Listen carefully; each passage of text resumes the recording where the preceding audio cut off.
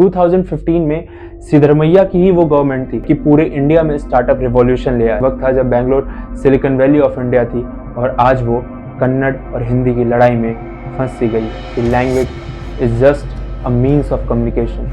It has nothing to do with your pride. What? If you want to live in Karnataka, you have to speak in Kannada, na? Karnataka people are proof that common sense is not so common. Bangalore, जिस बैंगलोर को हम आज देख रहे हैं वो एक दिन में नहीं बना है. इसको बनने में सालों लगे और इसकी नींव पड़ी थी 20th सेंचुरी की स्टार्टिंग में, जब महाराजा कृष्ण राजा वाडियर 4 की रिफॉर्म्स ने बैंगलोर को और कर्नाटक को बदलना शुरू किया था. उनकी एजुकेशन पॉलिसीज ने लिटरेसी रेट को बढ़ाया था. पोस्ट इंडिपेंडेंस HAL, इसरो और ITI ने सेम काम किया. 1970s में जब अमेरिका और यूरोप में लेबर कॉस्ट बढ़ रहा था तब कंपनीज को जरूरत थी एक सब्स्टिट्यूट की, and Bangalore was that substitute. 1991 के लिबरलाइजेशन और गवर्नमेंट पॉलिसीज ने बैंगलोर को इंडिया का IT हब बनने के लिए तैयार किया. और वहीं 2015 की स्टार्टअप पॉलिसीज, जिसमें कमिटी बनाई गई जो स्टार्टअप्स को मॉनिटर करती थी, इंडियन पेटेंट और इंटरनेशनल पेटेंट्स पे रिइंबर्समेंट दिए गए और वहीं से Bangalore Silicon Valley of India बना. But the question is, will Bangalore continue to be on the same heights? आज के समय में जब वेरियस स्टेट गवर्नमेंट और central government startup friendly policies बना रही हैं, बिजनेस फ्रेंडली पॉलिसीज बना रही हैं, तो क्या बैंगलोर के पास वो यूनिकनेस बचा है? बैंगलोर के पास मुंबई की तरह कोई समंदर नहीं है. उसके पास बस एक चीज थी और वो था फर्स्ट मूव एडवांटेज. 2015 में सिद्धरमैया की ही वो गवर्नमेंट थी जिसने स्टार्टअप पॉलिसीज लाके न केवल बैंगलोर कर्नाटक में बल्कि पूरे इंडिया में स्टार्टअप रिवॉल्यूशन ले आया. और आज वही इंसान बैंगलोर के डाउनफॉल की वजह बनने वाला है. Let me explain you how. Bangalore एक इकोसिस्टम पे काम करता है. एजुकेशन अच्छी थी जिसकी वजह से स्किल्ड लेबर्स प्रोड्यूस हुए, जिससे कंपनीज वहाँ गई. उन कंपनीज को एम्प्लॉयज़ मिले, वो एम्प्लॉयज़ बाद में एंटरप्रेन्योर्स बने, एंटरप्रेन्योर्स को इन्वेस्टर्स मिले, इन्वेस्टर्स को एंटरप्रेन्योर्स मिले और ये पूरी तरीके से एक इकोसिस्टम बना. और आज उसी इकोसिस्टम पे इस देश के कई ऐसे शहर हैं जो ऑपरेट कर रहे हैं. पर बैंगलोर कहीं ना कहीं लैंग्वेज के डिस्प्यूट में पिछड़ रहा है. स्टेट गवर्नमेंट्स की जहाँ रिस्पॉन्सिबिलिटी होनी चाहिए थी कि समाज में बढ़ रहे असामाजिक तत्वों को वो खत्म करे, तो उल्टा ये गवर्नमेंट एक पॉलिसीज लेके आती है जो लैंग्वेज फ्रेंडली पॉलिसीज होती हैं. एक वक्त था जब Bangalore Silicon Valley of India थी और आज वो कन्नड़ और हिंदी की लड़ाई में फंस सी गई है. इस देश में 28 राज्य हैं जिनमें से सिर्फ 7 राज्यों की फर्स्ट ऑफिशियल लैंग्वेज हिंदी है.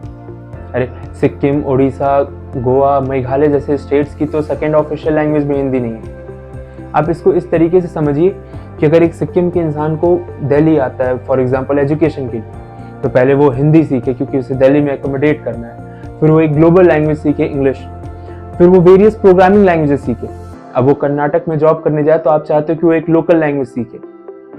फिर उसे अगर एक साल बाद स्विच करके हैदराबाद जाना है तो फिर वो तेलुगु सीखे. व्हाट अ ब्रेन सर, राजा साहब would be proud of you. एक ट्वीट पढ़ा था मैंने जिसमें ये था कि आप जब जर्मनी जाते हैं तो आप जर्मन सीखते हैं, तो आप कर्नाटक में आके कन्नड़ क्यों नहीं सीख सकते? क्योंकि सर हम जब जर्मनी जाते हैं तो हमें पासपोर्ट चाहिए होता है. कर्नाटक के लिए सेम नहीं है. और अगर आप सेम चाहते हैं तो हम रिपब्लिक ऑफ इंडिया बोल ही क्यों रहे हैं? हम इसे एक देश बोल ही क्यों रहे हैं? गवर्नमेंट ऑफ कर्नाटक बोल देते हैं, government of Hyderabad, government of Delhi, government of Uttar Pradesh, government of Bihar बना देते हैं. लैंग्वेज डिस्प्यूट में आप इस चीज को ही भूल चुके हैं कि चाहे तेलुगु हो या तमिल हो या कन्नड़ हो या हिंदी हो, ये सब एक ही फैमिली से आते हैं, Brahmi family of scripts. And I think Karnataka और बैंगलोर में इसलिए ज़्यादा है क्योंकि वो इनसिक्योर हैं. उन्हें डर है कि कहीं उनका कल्चर खत्म ना हो जाए. इस डर में वो एक बेसिक कॉमन सेंस लूज कर चुके हैं कि language is just a means of communication. It has nothing to do with your pride. हाँ, अपनी भाषा को संरक्षित करने का ना केवल आपको अधिकार है बल्कि आपकी जिम्मेदारी भी है. पर उसे किसी और पर थोपना, I don't think so it's right. And Gujarat is the best example to understand this. कर्नाटकास को ये समझना होगा कि they have nothing of their own except their land. यहाँ तक कि उनकी 2 सबसे बड़ी स्टार्टअप्स भी लोकल्स की नहीं है. फ्लिपकार्ट के सचिन और Binny Bansal Chandigarh born IIT Delhi graduates हैं. ओला के Bhavesh Aggarwal Ludhiana born IIT Bombay graduate हैं. बैंगलोर को बैंगलोर आपने नहीं बनाया है.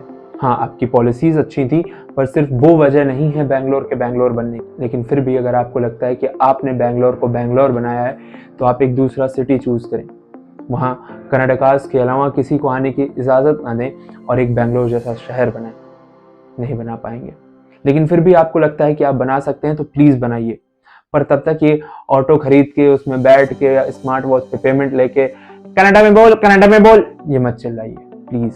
बेंगलोर और बिहार में ज़्यादा डिफरेंस नहीं है, बस थोड़ा सा इंफ्रास्ट्रक्चर का ही डिफरेंस है। बिहार में दिन भर काम करने के बाद रात को दारू पीते हैं, बेंगलोर में वीकडेज में काम करने के बाद वीकेंड्स पे दारू पीते हैं। बेंगलोर में लीगली दारू मिल जाती है, बिहार में नहीं मिलती है। बस ये थोड़ी सी दिक्कत की बात है। दोनों ही जगह मजदूर है, दोनों ही जगह के मजदूर की एवरेज सैलरी से घर नहीं चलता है। बेंगलोर और बिहार हमें ये समझाते हैं कि एजुकेशन कितना इंपॉर्टेंट है। कर्नाटक हमें क्लियरली एक्सप्लेन करता है कि literacy is not equal to education. आप लिटरेट होके भी अनएजुकेटेड हो सकते हैं। What is this? What? Speak in Kannada. What है? If you want to live in Karnataka, you have to speak in Kannada ना? कर्नाटकास को अपना अहंकार खत्म करना होगा और उनके लिए सबसे अच्छा एग्जाम्पल है कोटा। एक समय में कोटा से ऐसा लगता था कि कौन ही बाहर आएगा, कोटा का बिजनेस तो चलता ही रहे। कोटा की अपनी टॉक्सिसिटी थी। आज लोगों ने ऑप्शन मिलते ही कोटा छोड़ दिया। कोटा वीरान पड़ा हुआ है और बेंगलोर के सब्स्टिट्यूट्स तो इस देश के हर कोने में तैयार हो रहे हैं। अकेले हैदराबाद ही पूरे बेंगलोर को निगल जाएगा। Yes, you don't like North Indian languages, but you end up being led by a North Indian in IPL and ISL both. Yes, you are educated. You don't vote on the basis of religion, but you end up voting on the basis of language. Yes, you have the Silicon Valley of India, but end up fighting over a natural resource. Karnataka people are proof that common sense is not so common. आज के लिए बस इतना ही। I will be back.